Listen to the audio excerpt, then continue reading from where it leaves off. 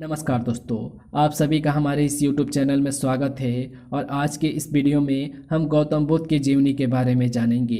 तो चलिए इनकी ये शानदार जीवन स्टोरी को हम शुरू करते हैं। तो आप देख सकते हैं इसका कवर पृष्ठ जो कि कुछ इस तरह का है। ओके। शाक्य वंश के राजा सुधोधन समृद्धशाली राज्य कपिल वस्तु पर राज करते थे।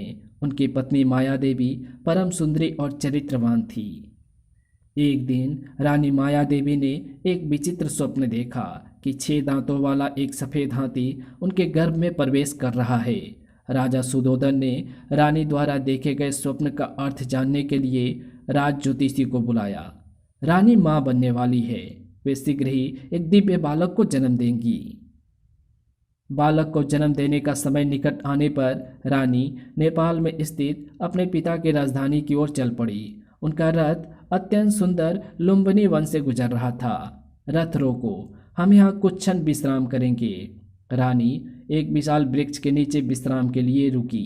इसी समय उन्हें परसों पीड़ा का अनुभव हुआ। शुभ घड़ी में उन्होंने एक पुत्र को जन्म दिया। रानी जी, आपका पुत्र विशेष है। इसका मुखमंडल पूर्ण चंद्र के समान प्रतीत हो रहा है। रानी कपिल वस्तु लौट गई। संपूर्ण राजधानी में राजपुत्र के जन्म का उत्सव मनाया गया। राजा के गुरु ऋषि असित उस उत्सव पर राजमहल में पधारे। ऋषि असित, आप एक ही समय में मुस्कुरा भी रहे हैं और रो भी रहे हैं। मैं मुस्कुरा इसलिए रहा हूँ क्योंकि राजकुमार बड़ा होकर बुद्ध और एक जागृत महात्मा बनेगा, और रो इसलिए रहा हूँ क्योंकि जब राजकुमार को बुद्धत्व प्राप्त होगा मैं यह संसार त्याग चुका होऊंगा। बालक के जन्म के 5वें दिन नामकरण संस्कार का आयोजन किया गया। तुम इसे सिद्धार्थ गौतम के नाम से पुकारोगे। सिद्धार्थ का शाब्दिक अर्थ होता है जिसने अपने लक्ष्य को प्राप्त कर लिया हो। गौतम उसका पारिवारिक नाम था। राजा ने नामकरण संस्कार पर 8 ज्योतिषियों को आमंत्रित किया। 7 ज्योतिषियों ने अपनी 2 उंगली ऊपर उठाकर कहा, या तो ये चक्रवर्ती सम्राट बनेगा या फिर कोई महात्मा। एक युवा ब्राह्मण ने अपनी एक ही उंगली उठाकर पूर्ण विश्वास के साथ कहा, राजकुमार एक महात्मा ही बनेगा। सिद्धार्थ के जन्म के 1 सप्ताह उपरांत रानी माया देवी गंभीर रूप से बीमार हो गई। उन्होंने अपनी छोटी बहन एवं छोटी रानी प्रजापति को बुलाया। वचन दो, तुम मेरी मृत्यु के उपरांत सिद्धार्थ से अपने पुत्र के भांति व्यवहार करोगी। मैं वचन देती हूँ। रानी माया देवी अपनी बहन से वचन लेने के उपरांत स्वर्ग सिद्धार्थ गई। छोटी रानी प्रजापति ने अपने वचन को निभाया। वो सिद्धार्थ से अपने पुत्र की तरह ही व्यवहार करती थी। एक बार राज्य की परंपरा अनुसार कपिल वस्तु में बड़ी धूमधाम से हलो उत्सव मनाया गया। राजा सिद्धार्थ को उत्सव स्थल पर ले गए। सिद्धार्थ का ध्यान रखना, मैं हलो उत्सव में भाग लेने जा रहा हूँ। जैसी आपकी आज्ञा महाराज। दासी सिद्धार्थ को अकेला छोड़कर उत्सव की गतिविधियां देखने लगी। युवा राजकुमार योग मुद्रा में बैठकर अपनी श्वासों पर ध्यान केंद्रित करने लगे। ये उन्हें उनके भीतरी आनंद का प्रथम अनुभव था। दासी को अचानक भान हुआ वो राजकुमार को अकेला छोड़ आई हैं। वो शीघ्र उनके पास वापस लौट पड़ी। देखो वो कितनी अल्प आयु में ध्यान कर रहा है। दासी ने इस घटना की सूचना शीघ्र राजा को दी। राजा ने प्रसन्न होकर अपने पुत्र को गले से लगा लिया। एक दिन सिद्धार्थ अपने राज उद्यान में भ्रमण कर रहे थे, तभी एक पक्षी उनके कदमों में आ गिरा। केवल एक नराधम ही इतने सुंदर पक्षी की हत्या का प्रयास कर सकता है। सिद्धार्थ ने उस पक्षी के शरीर से तीर निकाला और उसके जख्म का उपचार करने लगे। निश्चित रहो मित्र, तुम्हारा घाव शीघ्र भर जाएगा। सिद्धार्थ का चचेरा भाई देवदत्त पक्षी को खोजता हुआ वहां आ पहुंचा। इस पक्षी पर मैंने प्रहार किया है, ये मेरा है, इसे मुझे सौंप दो। पक्षी मेरी शरण में है, मैं इसे तुम्हें कभी नहीं सौंपूंगा। मैं पक्षी पर अधिकार प्राप्त करने के लिए बल का प्रयोग नहीं करूंगा। इसके लिए मैं तुम्हें न्यायालय ले जाऊंगा। दोनों राजकुमारों ने राजघराने के मुख्य न्यायाधीश के समक्ष अपने अपने वक्तव्य प्रस्तुत किए। मारने वाले से बचाने वाले का अधिकार अधिक होता है। पक्षी सिद्धार्थ के पास ही रहेगा। चूंकि सिद्धार्थ को आखेट से घृणा थी, वो धनुर्विद्या द्वारा अपना मनोरंजन किया करते थे। सिद्धार्थ एक कुशल धनुर्धारी बन गए। वे गतिशील लक्ष्य को आसानी से भेद देते थे। धनुर्विद्या के अतिरिक्त सिद्धार्थ घुड़सवारी का भी आनंद लेते थे और वे एक कुशल घुड़सवार भी थे। कूदो। सिद्धार्थ की आयु विवाह योग्य हो चुकी है। मुझे उसके लिए योग्य वधू खोजनी होगी। शीघ्र ही राजा सुधोधन को शाक्य वंश के ही एक अन्य राजा दंडपानी का संदेश प्राप्त हुआ। महाराज, शाक्य वंश के राजा दंडपानी अपनी पुत्री यशोधरा का स्वयंवर आयोजित कर रहे हैं। यशोधरा सुंदर और कुलीन है। वो सिद्धार्थ के लिए आदर्श वधू सिद्ध होगी। मैं सिद्धार्थ के साथ यशोधरा के स्वयंवर में अवश्य जाऊंगा। राजा सुधोधन सिद्धार्थ के साथ यशोधरा के स्वयंवर में पहुंचे। राजा दंडपानी ने उनका भव्य स्वागत किया। आपका स्वागत है महाराज। धन्यवाद राजा दंडपानी। राजकुमारी यशोधरा के स्वयंवर का आयोजन राज दरबार में किया गया। जब उस सुंदर राजकुमारी ने सिद्धार्थ को देखा तो उसने शीघ्र ही अपना निर्णय ले लिया। फिर यशोधरा ने सिद्धार्थ को वर रूप में स्वीकार करने में तनिक भी संकोच नहीं किया। वहां उपस्थित अन्य राजाओं और राजकुमारों ने यशोधरा के निर्णय पर अपना विरोध प्रकट किया। राजकुमार सिद्धार्थ योद्धा नहीं है। जब तक ये अपनी योग्यताएं सिद्ध नहीं कर देता, मैं उसका विवाह नहीं होने दूंगा। ये मेरा निर्णय है और मैंने अपने वर का चुनाव कर लिया है। अब किसी प्रतियोगिता की आवश्यकता नहीं। यदि मैंने उनकी चुनौती स्वीकार नहीं की तो संसार मुझे कायर समझेगा। मैं तुम्हें घुड़सवारी और धनुर्विद्या की प्रतियोगिता हेतु चुनौती देता हूँ। यदि मुझे पराजित करने में कोई सफल हुआ तो मैं यशोधरा से विवाह नहीं करूँगा। मुझे तुम पर गर्व है पुत्र। तुम्हारे पूर्वज इस देश के श्रेष्ठ योद्धा थे। मुझ पर विश्वास रखिए पिताश्री, मैं आपको निराश नहीं करूंगा। राजा दंडपानी ने निश्चिंत होकर घुड़सवारी और धनुर्विद्या की प्रतियोगिता की घोषणा कर दी। घुड़सवारी की प्रतियोगिता में सिद्धार्थ ने उस दुर्गम पथ की प्रत्येक बाधा को आसानी से पार कर लिया। उनके सभी प्रतियोगी उनसे पीछे छूट गए। प्रतियोगिता स्थल दर्शकों से खचाखच भरा हुआ था। सिद्धार्थ सर्वप्रथम प्रतियोगिता स्थल में प्रविष्ट हुए। सभी दर्शकों ने खड़े होकर उनका स्वागत किया। सिद्धार्थ ने दूरी पर स्थित लक्ष्य पर अचूक निशाना लगाकर धनुर्विद्या की प्रतियोगिता को भी जीत लिया। राजा दंडपानी और यशोधरा सिद्धार्थ के कौशल से रोमांचित थे। राजकुमार सिद्धार्थ ने घुड़सवारी और धनुर्विद्या में अपनी श्रेष्ठता सिद्ध की है। सिद्धार्थ और यशोधरा का विवाह हिंदू परंपराओं के अनुसार संपन्न हुआ। सुधोधन ने कपिल वस्तु में नववधू के स्वागत में एक महोत्सव का आयोजन किया। उस आयोजन में महान संगीतकार और नृत्यांगनाओं को आमंत्रित किया गया था और उन्हें योग्य उपहार भी प्रदान किए गए। उत्सव के उपरांत प्रजापति ने यशोधरा को अपने कक्ष में बुलाया और उसे सिद्धार्थ के भविष्यवाणी के विषय में बताया। सिद्धार्थ एक अति विशिष्ट व्यक्ति है और उसका भाग्य तुम्हारे हाथों में है। इससे पूर्व वो इस संसार से विरक्त हो जाए, तुम उसे अपने सम्मोहन में पूर्ण रूप से जकड़ लो। मैं पूरा प्रयास करूंगी माता। यशोधरा अपने सौंदर्य और प्रेम से सिद्धार्थ को अपने वश में करने लगी। तुम्हारे सौंदर्य के आगे इस उद्यान का सौंदर्य तुच्छ है। हर व्यतीत होते दिन के साथ मैं तुम्हारी ओर खींचा अनुभव करता हूँ, वैसे ही जैसे एक भ्रमर पुष्प की ओर आकर्षित होता है। समय व्यतीत हुआ। यशोधरा ने एक पुत्र को जन्म दिया। राज परिवार में प्रसन्नता की लहर दौड़ गई। मैं पिता बन गया। मैं अपने पुत्र को राहुल कहकर पुकारूंगा। अब यह संसार त्यागने की बात को गंभीरता से नहीं लेगा। जब यशोधरा राहुल के पालन पोषण में व्यस्त हो गई तो सिद्धार्थ ने बहुत एकाकी समय जीवन के विषय में चिंतित करते हुए व्यतीत किया।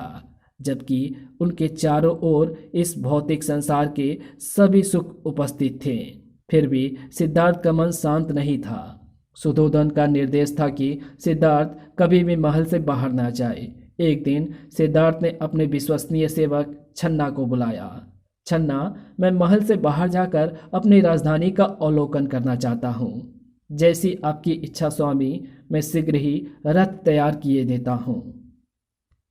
सिद्धार्थ वैभव का त्याग ना कर दें, इसलिए सुधोधन ने उन्हें जीवन के कठोर सत्यों से बचाकर रखा था। सिद्धार्थ चकित थे जब उन्होंने देखा, छन्ना रथ को रोको, वो मनुष्य विचित्र प्रकार से क्यों चल रहा है? उसके बाल श्वेत हो चुके हैं और उसकी त्वचा पर सिलवटें पड़ गई है।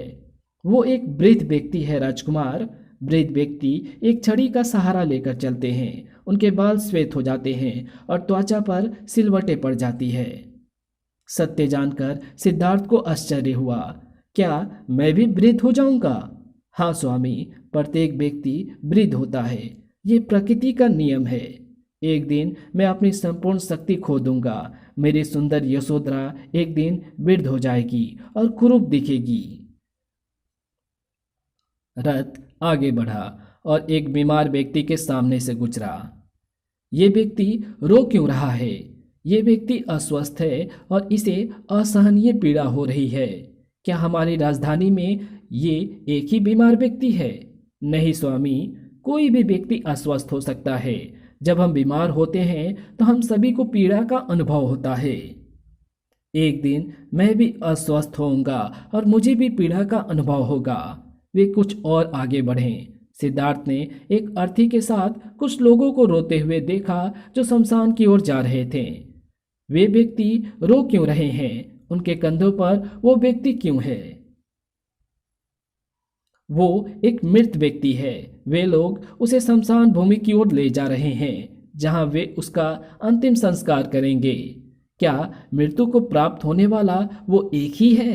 नहीं स्वामी, हम सभी एक ना एक दिन मृत्यु को प्राप्त होंगे। उदास सिद्धार्थ ने छन्ना को आदेश दिया कि वो उन्हें महल की ओर ले जाए।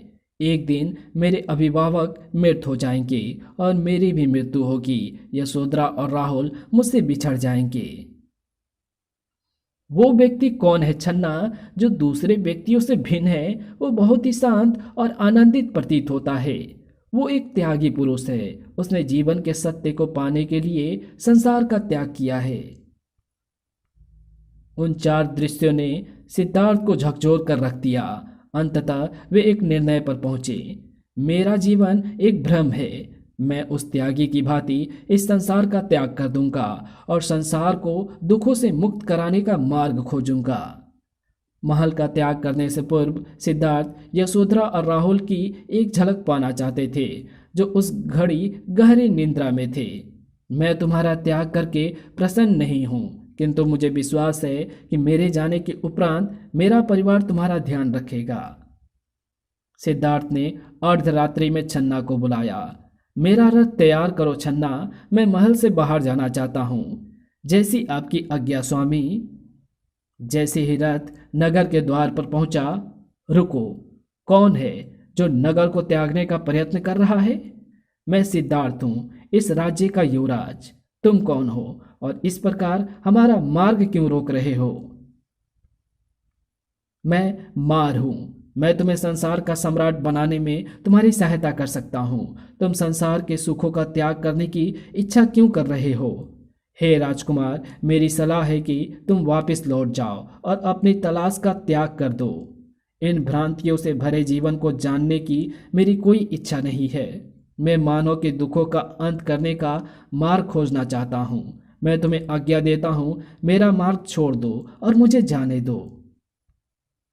अपने अथक प्रयासों के उपरांत भी मार सिद्धार्थ को अपनी तलाश का त्याग करने से रोक नहीं सका। अंततः रथ नगर के द्वार से बाहर निकल गया। नगर से कुछ दूर जाने के उपरांत सिद्धार्थ ने छन्ना को रथ रोक देने के लिए कहा। वे रथ से नीचे उतर गए और बोले, मैं निष्ठापूर्वक सेवा के लिए तुम्हारा धन्यवाद अवश्य करना चाहूँगा मित्र। अब मुझे इन आभूषणों और मुकुट की आवश्यकता नहीं है। तुम महल में जाकर इन्हें लौटा देना। जंगल में पहुंचकर सिद्धार्थ ने अपने सिर का मुंडन किया और एक योग्य गुरु की तलाश में भ्रमण करने लगे, जो उन्हें मुक्ति का मार्ग दिखा सके। एक लंबी यात्रा के पश्चात सिद्धार्थ मगध की राजधानी राजगृह पहुंचे। एक दिन मगध के राजा बिंबिसार ने उन्हें एक गृहिणी से भोजन प्राप्त करते हुए देखा। वो अत्यंत युवा और एक एवं आकर्षक है। वो कोई साधारण भिक्षुक नहीं है। मुझे उसके विषय में अधिक जानकारी प्राप्त करनी होगी।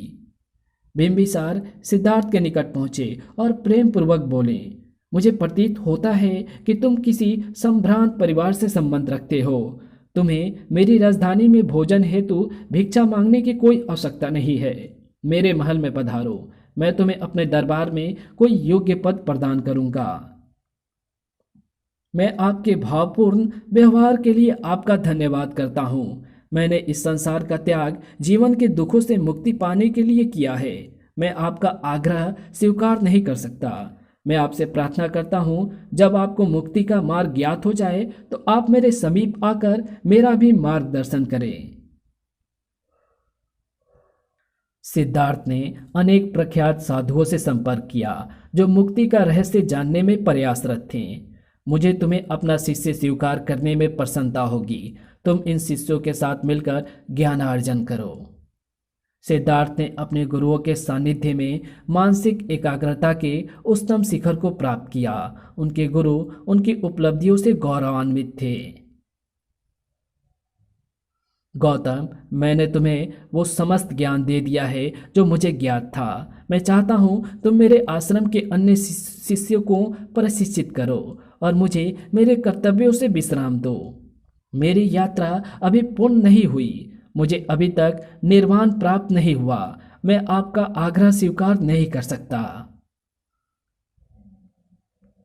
सिद्धार्थ निर्वाण के पथ पर आगे बढ़ गए। सिद्धार्थ के संन्यास की सूचना उस युवा ब्राह्मण तक पहुंची जिसने सिद्धार्थ के बुद्ध बनने की भविष्यवाणी की थी। उसने एवं 4 अन्य ब्राह्मणों ने निर्णय लिया कि वे गौतम के साथ रहेंगे। उनकी भेंट उरुविल्लो नामक जंगल में हुई।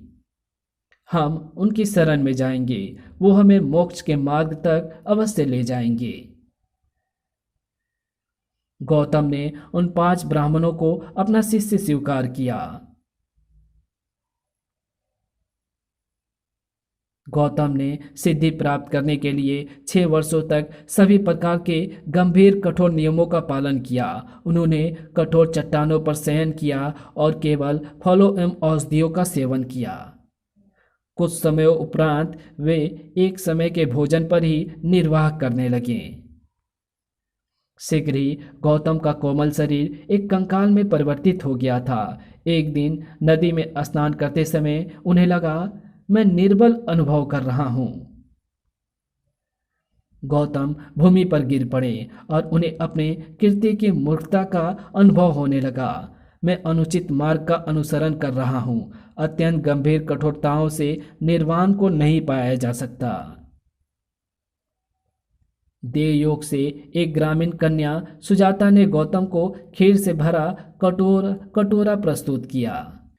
उसने भूलवश उन्हें वन देवता समझ लिया था, जिससे वो पुत्र प्राप्ति का वरदान प्राप्त करना चाहती थी।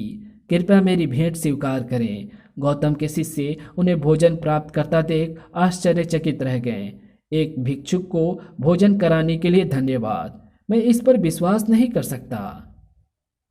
जब सुजाता गांव लौट गई तब ब्राह्मणों ने गौतम से तर्क वितर्क किया। तुमने पुनः भोजन करना क्यों आरंभ किया? मुझे अनुभव हुआ इस प्रकार भूखे रहने से निर्वाण प्राप्त नहीं किया जा सकता। 5 ब्राह्मण गौतम के इस निर्णय से निराश थे। तपस्वी गौतम ने निर्वाण प्राप्ति के प्रयासों को रोक दिया है। वे जीवन के आनंद को भोगने की इच्छा कर रहा है। वो हमारे आदर के योग्य नहीं है। हम उसका अभित्याग करके उससे श्रेष्ठ गुरु की खोज करेंगे।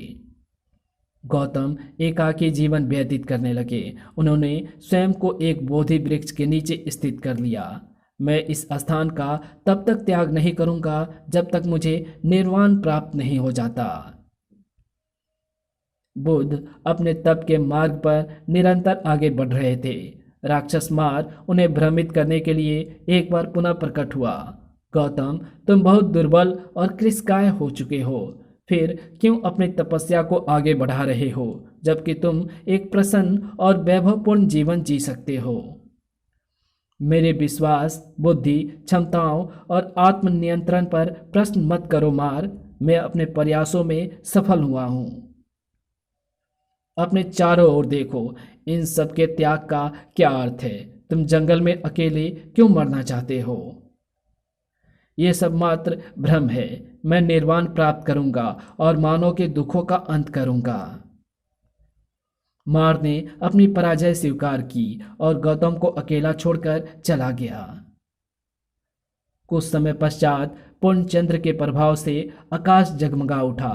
गौतम को अपने पूर्व जन्म का दिव्य ज्ञान हुआ।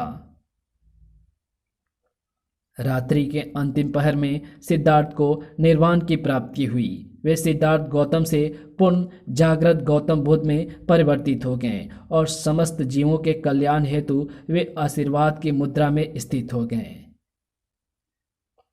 मेरे सभी आध्यात्मिक गुरु शरीर त्याग चुके हैं। मुझे अपने उन 5 शिष्यों को खोजना होगा और उन्हें निर्वाण के पथ का ज्ञान देना होगा।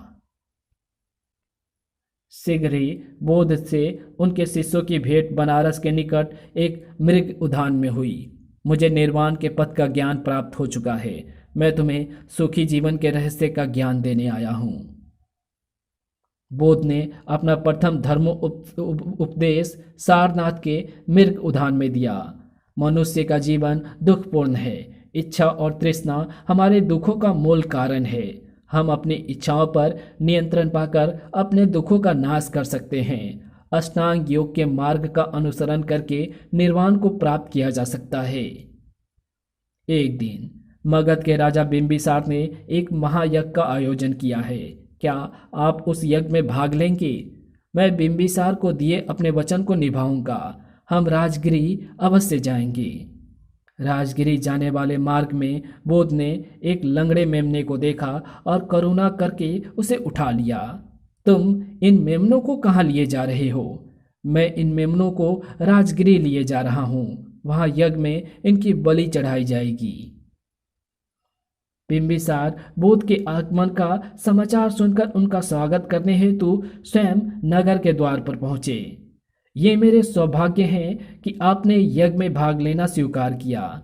अपने वचन के अनुसार मैं तुम्हें मुक्ति के मार्ग का ज्ञान देने आया हूँ। यज्ञ में निरीह पशुओं का वध तुम्हारे बुरे कर्मों का सृजन करेगा। मैं यज्ञ का आयोजन नहीं करूँगा। मैं बुद्ध की शरण में आना चाहता हूँ। मुझे मार्ग दिखाएं। सत्य दर्शन हेतु अष्टांग योग मार्ग ही उचित है। उचित आचरण, उचित सोच, उचित वाणी, उचित कर्म, उचित जीविका, उचित प्रयास, उचित बौद्धिकता और उचित ध्यान की मुक्ति की ओर ले जाएंगे।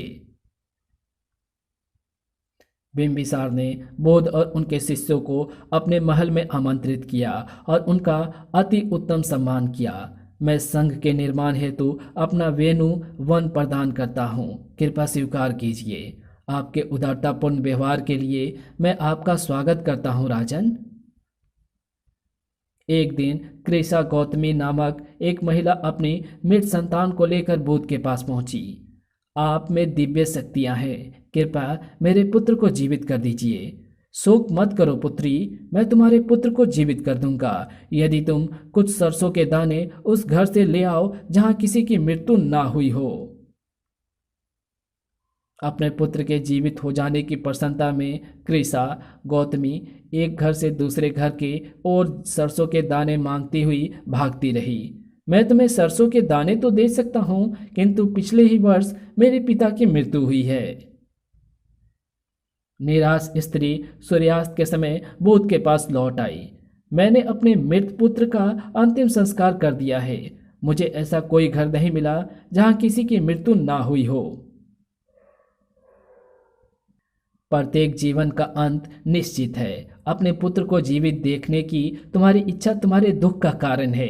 तुम अपनी इच्छा को नियंत्रित करके अपने दुख को कम कर सकती हो। कृषा गौतमी संघ में शामिल हो गई।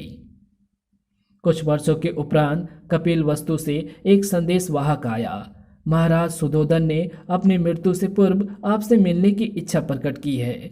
मैं शीघ्र ही कपिल वस्तु आ रहा हूँ। कुछ दिनों उपरांत महाराज राजकुमार कपिल वस्तु की ओर लौट रहे हैं, किंतु वो गलियों में भिक्षा मांग रहे हैं।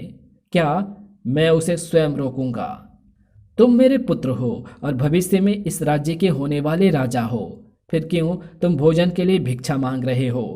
मैं भूत का उत्तराधिकारी हूँ। ये हमारी परंपरा है। मैं संसार से संबंध तोड़ चुका हूँ ताकि मैं संसार के दुख को दूर कर सकूं। राजा सुधोधन की प्रार्थना पर बुद्ध महल में गए और राजा सहित सभी मंत्रियों को धर्मोपदेश दिया। भविष्यवाणी सिद्ध हुई। मेरा पुत्र एक महान संत बन चुका है। धर्मोपदेश के पश्चात सुधोधन ने बुद्ध से एकांत में कहा, तुम यशोधरा से अवश्य मिलना। जब से तुम हमें छोड़कर गए हो वो महल में एक सन्यासिनी का जीवन व्यतीत कर रही है। यशोधरा स्वयं को संभाल नहीं पाई और बुद्ध के चरणों में गिर पड़ी। मुझे इसके दुखों से मुक्त करना होगा। बुद्ध की वाणी ने यशोधरा के दुखों का उपचार किया। सुधोधन ने बुद्ध के ठहरने का प्रबंध राज्य के उपवन में ही कर दिया। राहुल, वो मध्य में बैठे हुए पुरुष तुम्हारे पिता हैं। तुम उनके निकट जाओ और उनसे अपने उत्तराधिकार के विषय में पूछो। राहुल अपने पिता के समीप पहुंचा और नम्रतापूर्वक उनका अभिवादन किया। पिताश्री, मेरी माता ने मुझे मेरे उत्तराधिकार के विषय में पूछने हेतु भेजा है। मेरा पुत्र मुझसे अपने उत्तराधिकार के विषय में पूछ रहा है। शिष्य सारिपुत्र, इसे अपने संग में शामिल कर लो। राहुल औपचारिक रूप से संघ में शामिल हो गया। राज परिवार के अनेक सदस्य संघ में शामिल हो गए। जंगल के निकट कौशल राज्य की सीमा पर एक दुर्दांत डाकू अंगुलीमाल रहता था। उसने 1000 व्यक्तियों का वध करके उनके सीधे हाथ के अंगूठे एकत्रित करने का प्रण लिया था। मेरा प्रण पूर्ण हो जाएगा यदि मैं इसका वध करके इसके सीधे हाथ का अंगूठा प्राप्त कर लूं। अंगुलीमाल तीव्र गति से दौड़ा पर वो बुद्ध को पकड़ नहीं पाया, जबकि वे साधारण गति से ही चल रहे थे। रुको, मैं तुम्हें पकड़ क्यों नहीं पा रहा? मैं तो रुक चुका हूं। तुम्हें भी जीवधारियों को कष्ट पहुंचाने से रुक जाना चाहिए। अपनी हिंसा का मार्ग त्याग दो। इसी क्षण से मैं अपनी हिंसा के मार्ग का त्याग करता हूं। मैं बुद्ध की शरण में आना चाहता हूं।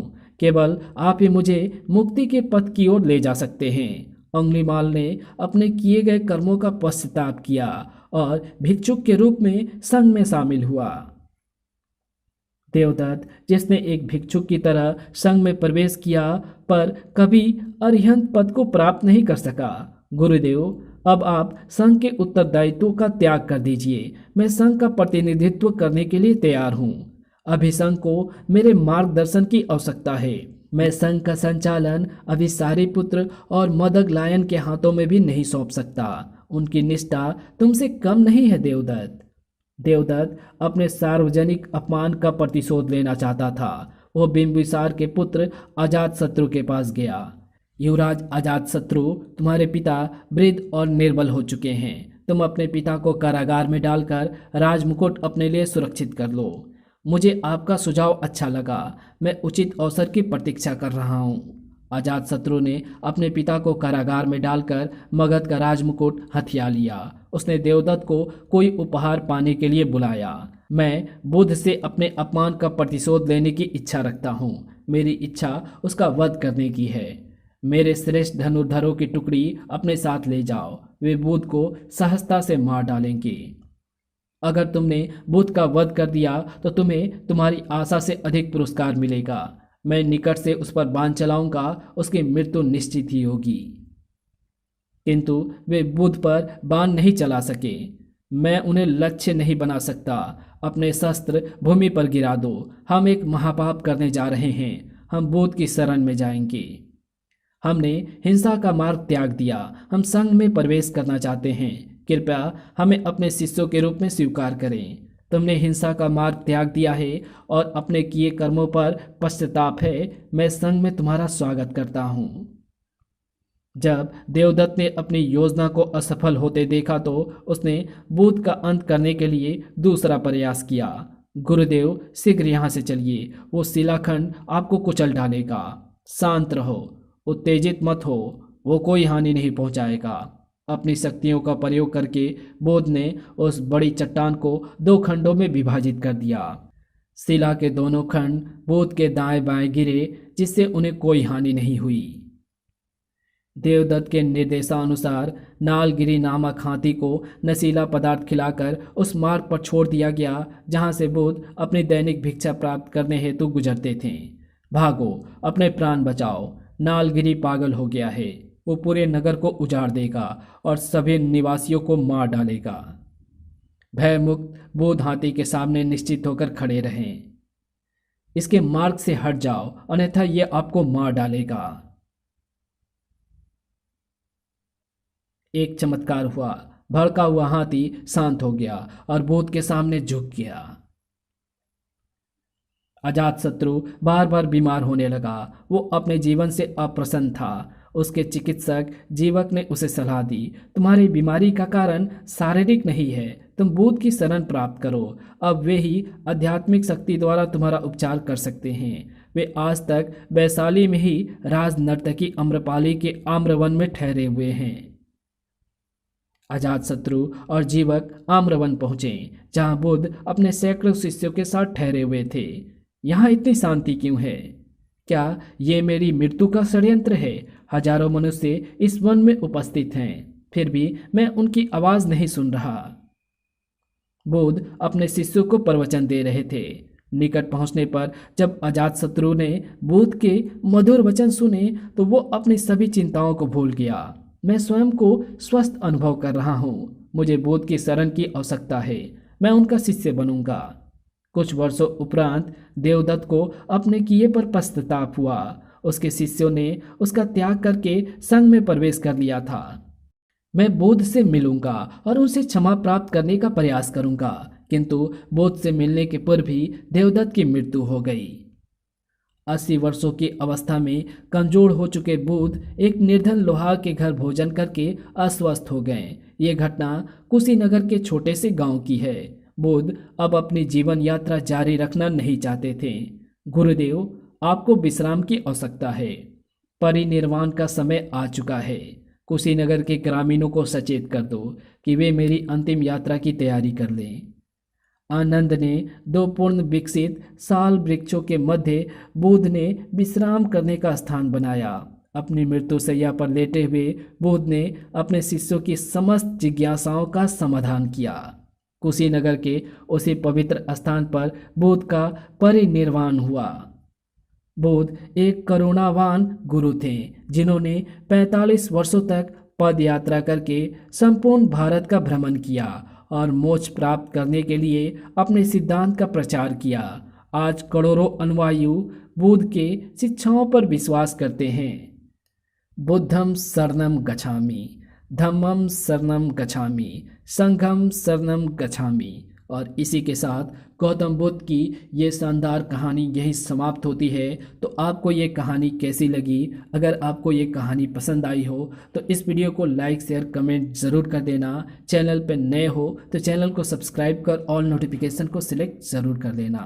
Thanks for watching my videos.